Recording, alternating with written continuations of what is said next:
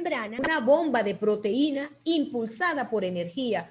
Y esta energía es en forma de ATP, que es el adenosintrifosfato, que ya ustedes también lo deben conocer, que es una que permite que esa sustancia se mueva de una zona de mayor concentración a otra de menor concentración.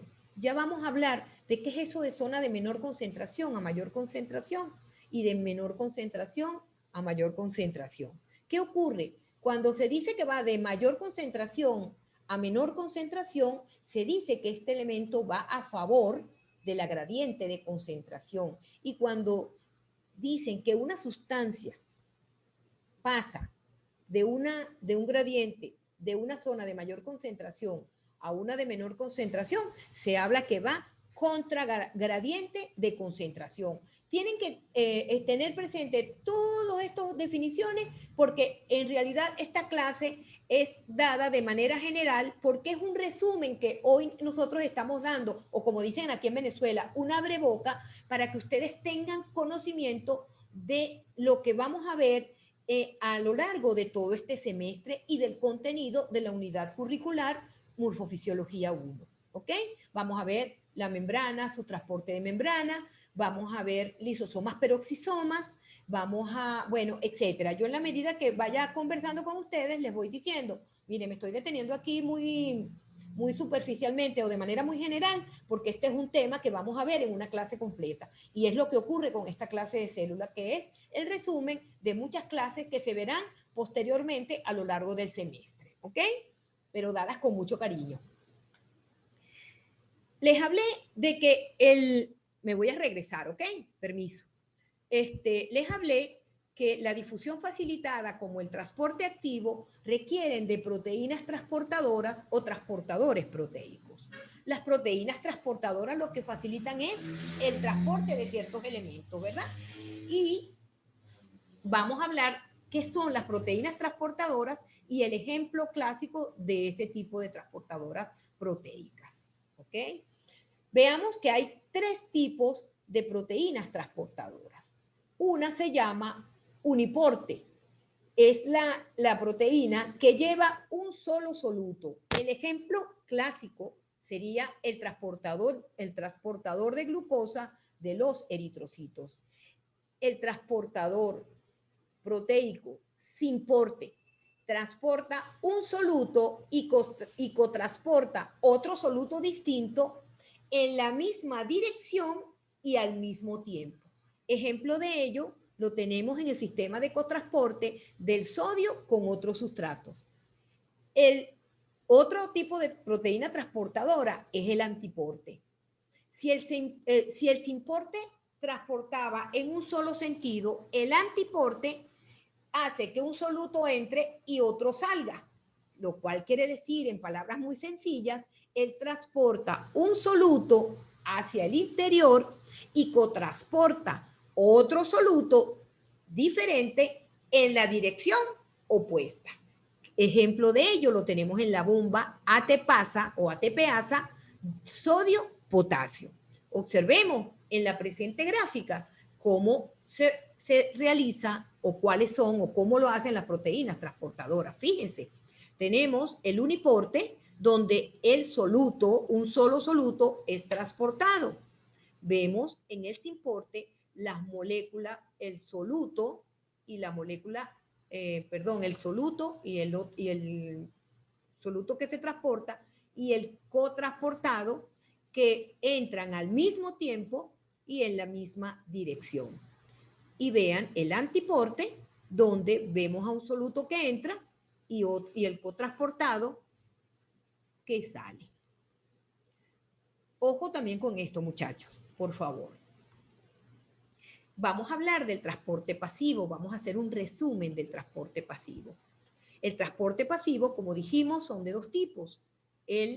La difusión simple, que requiere de canales acuosos proteicos, y la difusión simple, que requiere de proteínas transportadoras. ¿Qué transportan? Transportan moléculas pequeñas como oxígeno, anhídrido carbónico, la ósmosis del agua, entre otros. No se requiere que la célula gaste energía. Es decir, se realiza sin gasto de energía y se realiza a favor del gradiente de concentración de las moléculas. No se les olvide estos pasos de manera general. El transporte activo, como su nombre lo indica, él requiere de energía para poder realizar el transporte de esas moléculas, por lo cual este transporte se realiza en contra del gradiente de concentración. Por supuesto, requiere un gasto de energía en forma de ATP, también requiere de un transportador proteico y permite el paso de iones tales como sodio, potasio, cloro, glucosa, aminoácidos y otras moléculas. En resumen, podemos decir, y de manera general, que estas son las características del transporte pasivo a través de la membrana plasmática. El transporte activo es o tiene dos categorías. Un transporte primario que utiliza la energía obtenida de la hidrólisis de ATP. En este caso, podemos poner como ejemplo la bomba sodio-potasio. El transporte activo secundario utiliza la energía producida por un gradiente de concentración más que por la hidrólisis del ATP. Ejemplo de este transporte activo secundario, el sistema sodio-glucosa en las células del intestino y en las células renales. Tenemos aquí, en esta imagen, el transporte activo primario, como podemos ver, requiere de una bomba, usan ATP y se realiza contra gradiente. El transporte activo secundario, como pueden ver, no utiliza la energía obtenida de la hidrólisis del ATP, sino que utiliza pues la energía del gradiente de concentración. Y podemos observar en estas láminas cómo se lleva a cabo el transporte pasivo y el transporte activo.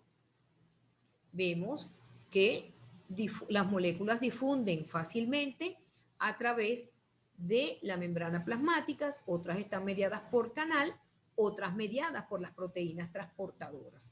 Aquí vemos el transporte activo y aquí, esta imagen que ustedes observan aquí, es esta misma, donde vemos difundiendo canal, difundiendo a través de la membrana, por canal y por proteínas transportadoras.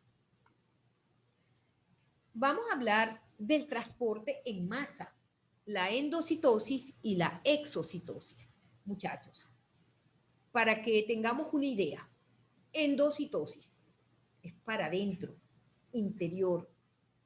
La exocitosis es hacia afuera, ¿verdad? Los procesos de endocitosis y exocitosis son o es un mecanismo mediante el cual la célula incorpora moléculas de gran tamaño a través de un mecanismo de vesiculación. Es decir, estas moléculas de gran tamaño son envueltas o rodeadas por una membrana, que esta membrana proviene de la propia membrana plasmática. ¿Y qué ocurre en la endocitosis? Ocurre que las partículas hacen que la membrana celular se invagine, forme una vesícula que posteriormente se dirigirá al interior de la célula. Vean esta gráfica para que podamos entender. En el proceso de endocitosis ocurre que la membrana celular, y síganme con el puntero, por favor, vemos que la membrana celular se invagina, envuelve a esta partícula sólida que viene del medio extracelular, forma ese endosoma que luego será incorporado al interior de la célula. Ese es en el caso de la fagocitosis. En el caso de la pinocitosis la vesícula contiene fluido extracelular. Podemos observar en esta gráfica cómo la membrana plasmática se invagina y forma la vesícula, que también será incorporada al interior de la célula o incorporada al citoplasma, pues. ¿Ok? Vamos, este proceso de endocitosis mediado por receptores, como pueden observar, está en la membrana hay receptores y comienza a interactuar con el medio extracelular, toma esos receptores y esos mensajeros, esos receptores toman estos mensajeros. ¿Qué ocurre? Se invagina la membrana plasmática, se forma la vesícula, pero en este caso esta vesícula va a estar recubierta por una capa de proteínas. En este caso lo mencioné porque es importante mencionarlo, pero los procesos que más podemos observar en esta clase serán la fagocitosis y la pinocitosis. La fagocitosis y la pinocitosis, como vimos, son vesículas que revisten o envuelven microorganismos o restos celulares y que en este caso se llaman fagosomas. Fagosomas en el caso de que la partícula venga del exterior de la célula. Si esa partícula se encuentra en el interior de la célula, entonces ya no se llamará fagosoma, sino autofagosoma. Eso lo vamos a ver más adelante cuando veamos el proceso de digestión celular, cuando conversemos sobre una organela, que se llama ribosoma. También vemos que la pinocitosis implica la ingestión de líquidos y partículas en disolución. Como pudimos observar, son pequeñas vesículas revestidas de clatrina. Y en este punto me voy a detener. Ciertamente, la clatrina reviste las vesículas de la pinocitosis, pero la clatrina se le denomina las proteínas de la endocitosis y la exocitosis.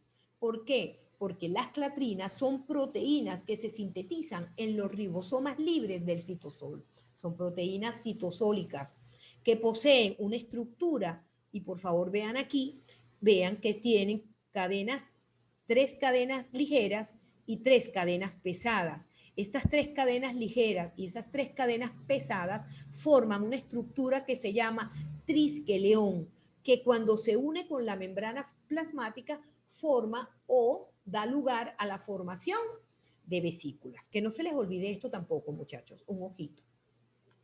Finalmente, vamos a hablar de la exocitosis.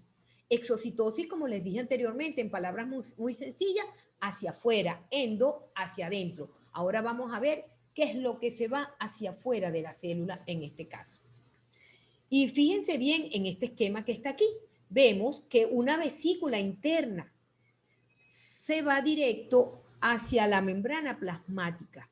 ¿Y qué ocurre? Esta vacuola se fusiona con el citoplasma y una vez que se fusiona, libera su contenido al exterior de la célula. Entonces, fíjense que el proceso de exocitosis es un proceso que permite la expulsión o liberación de un contenido hacia el medio extracelular. La endocitosis y la exocitosis llevan una secuencia de eventos. Quiero que también presten atención en este punto y le coloquen un ojito a estos procesos o a estas secuencias de eventos que ocurren en la endocitosis y la exocitosis.